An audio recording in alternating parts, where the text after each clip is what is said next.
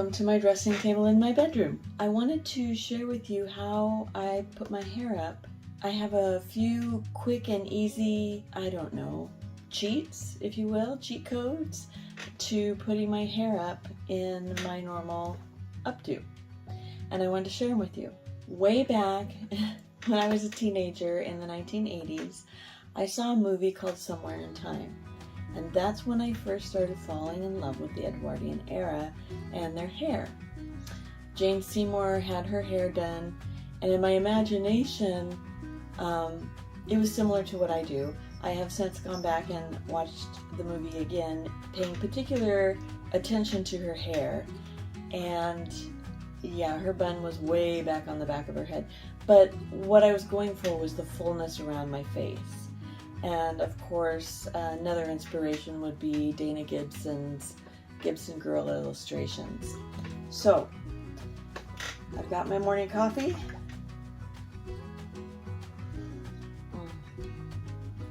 An ex-Navy girl never goes without coffee. I have my supplies here. Let's get started. My first secret weapon or modern cheat code is this hair elastic. And I'm going to use this to gather up my hair into a ponytail. I use a wide tooth comb. This is what my hair looks like when I wake up in the morning if I've gone to bed with my hair at all damp. So the first thing I'm going to do is I'm going to turn my head upside down, hopefully not getting it in my coffee, and gather my hair into my hair elastic. So bear with me here. I'm sure I'm making the internet full of curly hair girls absolutely cringe, but my goal is to get my hair up and make sure it stays up all day long. And that's it. 2 twists. Once I get it up, I'm gonna take the front part of the ponytail and kind of pull it a little bit to tighten it down. I'm gonna start rolling the hair. So as I get the ponytail, I'm going to twist it under and around, and I'm just going to keep twisting under and around, all the way around, always tucking the loose ends underneath of the bun. Then I'm going to roll the bun back, smash it flat and roll it back a little bit. This is my second cheat code. I think I got these on Amazon. I will look and put a link in the description. Straight down, just to where it's barely touching my scalp. Put it flat against my scalp and then kind of wiggle it underneath of that hair elastic that's up there, and that holds it. So you can see my bun is off center. It's loose and whatever over here. This is my third cheat code. This is a Jackonet hairnet in the bob size. I like the bob size because, and it comes to a package. I got these on Amazon. I will definitely link them for you. I got it in gray because I have gray hair. I did try just the bun size and it wasn't quite large enough to wrap twice, but it was too large to hold it tightly with just putting it on once. So I open this all the way up. There's a little band of elastic around it. I make sure that the elastic goes under the bun, twist it, and bring it back over on itself.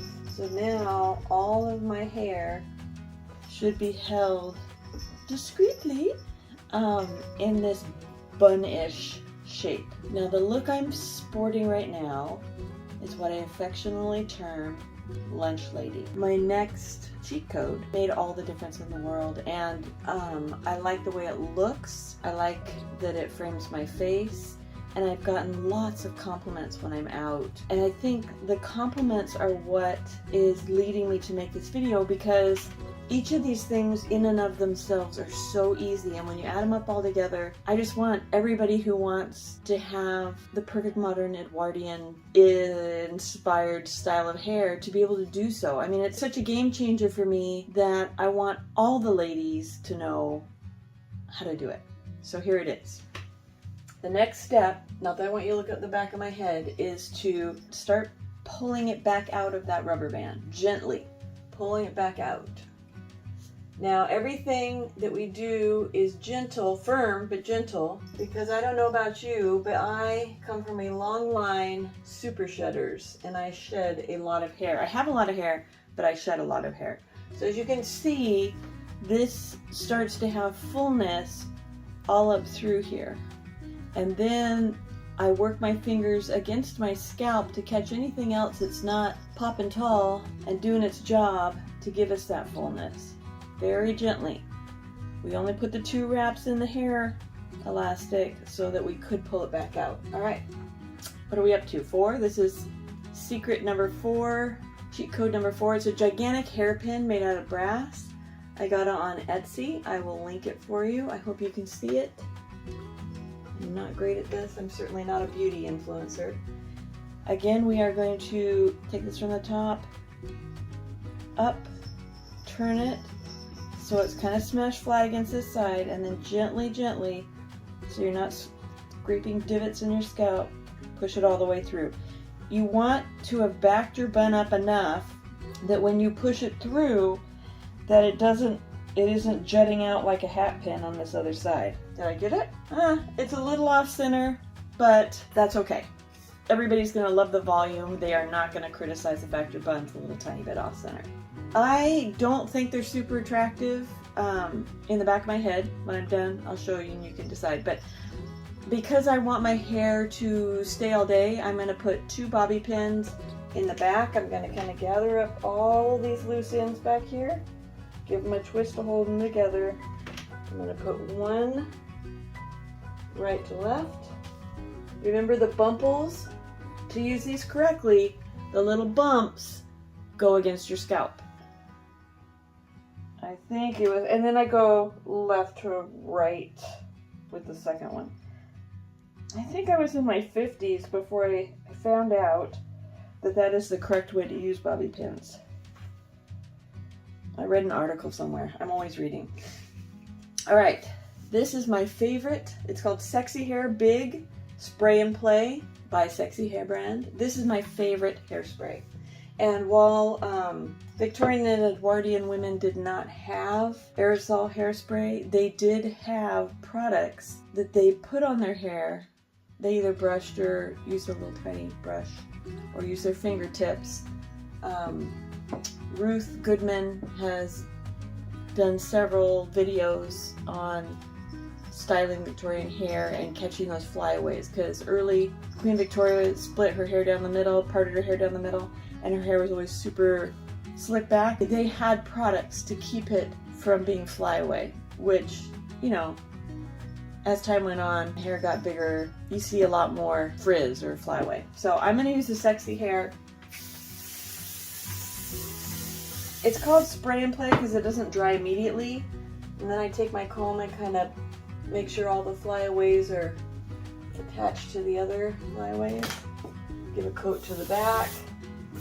I don't like to use a lot of hairspray because it builds up on my scalp and it makes it itch. And I only wash my hair once a week, unless I've been working out. So that's it. That is my routine, and my hair stays all day. So a really quick tour of my head. Here's the front, but there's the side, and the back, and this side. And if I'm not mistaken, usually my hair will not necessarily be symmetrical. It used to bother me, but now I figure it's part of the charm. And when you start looking at some of the old illustrations, there is an asymmetry to some of the updos. So I think it's okay. What do you think? Would you do your hair this way? Will these secrets or these cheat codes be life-changing for you? I hope that if you've been trying to do larger volume updos that frame your face in sort of a historically inspired way, that this does help you. I love being able to share, and I want you to have a wonderful day. Don't forget to like and subscribe. Comment down below and tell me what you think, what you'd like to see on this channel. It's been a lot of fun engaging with all of you that really like the apron video. And hopefully I'll be able to get back in the sewing room soon. Bye.